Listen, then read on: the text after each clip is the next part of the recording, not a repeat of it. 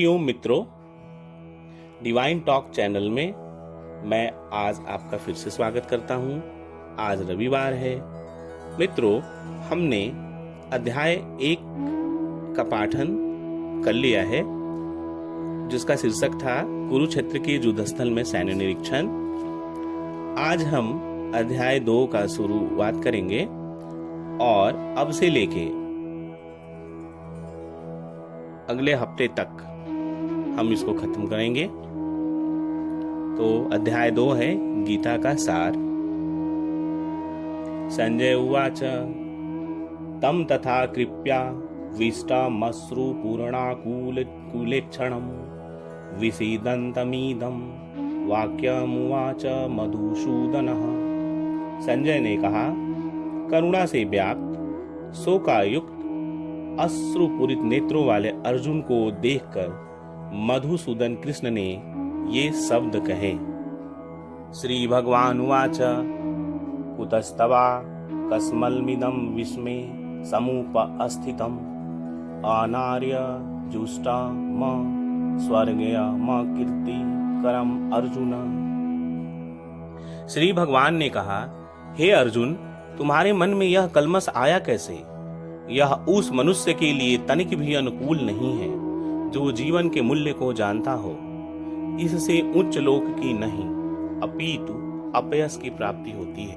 कलव्यम मां अस्मगमः पार्थ नैतत्त्वयुपपद्यते क्षुद्रम हृदय दौर्बल्यम त्यक्तो तिष्ठ परंतप।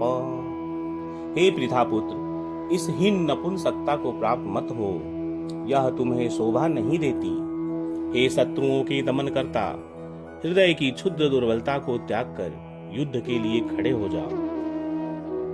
अर्जुन को पृथा पुत्र के रूप में संबोधित किया गया है। पृथा कृष्ण के पिता वासुदेव की बहन थी, अतः कृष्ण के साथ अर्जुन का रक्त संबंध था। अर्जुन उवाच कथम भीष्मं महं संख्ये द्रोणं च मधुसूदन इष्टुभिः प्रत्योत्स्यामि पूजार्हावरिसूदन। अर्जुन ने कहा, हे शत्रुहंता, हे मधुसूदन, मैं युद्ध भूमि में किस तरह भीष्म तथा द्रोण जैसे पूजनीय व्यक्तियों पर उलट गुरु न हत्वा ही महानुभावान श्रेयो भोक्तु भैक्षमपि लोके हत्वार्थ कामांस्तु गुरु निहैव भुंज्यः भोगान रुधिर प्रदिग्धान। ऐसे महापुरुषों को जो मेरे गुरु है, उन्हें मारकर जीने की अपेक्षा इस संसार में भीख मांगकर खाना अच्छा है। भले ही वे सांसारिक लाभ के इच्छुक हो, किंतु है तो गुरुजन ही। यदि उनका बद्ध होता है तो हमारे द्वारा भोग्य प्रत्येक वस्तु उनके रक्त से सनी होगी। न चैत्वद्यः कतरनो गरीयो यद्याजयेम यदि वा नो जयेयुः यानेव हत्वा न जिजीविषाम अस्ते अवस्थिताः प्रमुखे धार्तराष्ट्राः। हम यह भी नहीं जानते कि हमारे लिए क्या श्रेष्ठ है, उनको जीतना या उनके द्वारा जीते जाना। यदि हम धृतराष्ट्र के पुत्रों का वध कर देते हैं तो हमें जीवित रहने की आवश्यकता नहीं है। फिर भी वे हम युद्ध भूमि में हमारे समक्ष खड़े हैं। कार्पण्य दोषो पहत्तस्वभावः पृच्छामि त्वां धर्म समूढचेताः यक्षेयः स्वानिश्चितं ब्रूहि तन्मे शिष्ये अस्तेऽहं साधिमां त्वां प्रपन्नम्। अब मैं अपनी कृपण दुर्बलता के कारण अपना कर्तव्य भूल गया हूँ और सारा धैर्य खो चुका हूँ। ऐसी अवस्था में मैं आपसे पूछ रहा हूँ कि जो मेरे लिए श्रेयकर हो उसे निश्चित रूप से बताएं। अब मैं आपका शिष्य हूँ और आपका शरणागत हूँ, कृपया मुझे उपदेश दें। न ही प्रपश्यामि ममापनुद्याद यक्षो कमुक्षो शरणमिन्द्रियाणाम अवाप्य भुवा वस्पतन मृधम राज्यम सुराणामपि चाधिपत्यम। मुझे ऐसा कोई साधन नहीं दिखता जो मेरी इंद्रियों को सुखाने वाले इस शोक को दूर कर सके।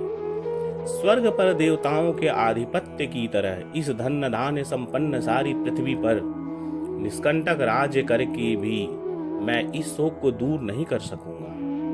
एवं उक्त्वा हृषिकेशं गुडाकेशः परन्तपः नायो तस्य इति गोविन्दमुक्त्वां तुषणीं बभूवः। संजय ने कहा, इस प्रकार कहने के बाद शत्रुओं का दमन करने वाला अर्जुन कृष्ण से बोला, हे गोविंद, मैं युद्ध नहीं करूंगा, और चुप हो गया। तमुवाच हृषिकेशः प्रहसन्नीव भारत सेनयोरुभयोर्मध्ये विषेदन्तमिदं वचः।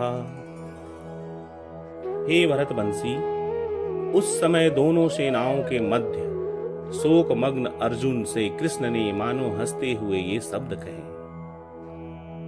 वाच असोच्या नवा सोचस्त्वं प्रज्ञावदांश भाससे गतासु न गतासुंश्च नानु सोचन्ति पंडिता। श्री भगवान ने कहा, तुम पांडित्य पूर्ण वचन कहते हुए उनके लिए शोक कर रहे हो जो शोक करने योग्य नहीं है। जो विद्वान होते हैं वे ना तो जीवित के लिए ना ही मृत के लिए शोक करते हैं। ना त्वेवाहं जातु नाशं न त्वं नेमे जनाधिपा ना चैव न भविष्यामः सर्वे वयमतः परम। ऐसा कभी नहीं हुआ है कि मैं ना रहा हूँ या तुम ना रहे हो, अथवा ये समस्त राजा ना रहे हो, और न ऐसा है कि भविष्य में हम लोग नहीं रहेंगे। मित्रों, आज हमने अध्याय 2 के 12 श्लोकों का पाठ किया और उनका अर्थ जाना। फिर अगले रविवार को हम आपसे फिर मिलेंगे। तब तक के लिए हरे कृष्ण, हरि ओम।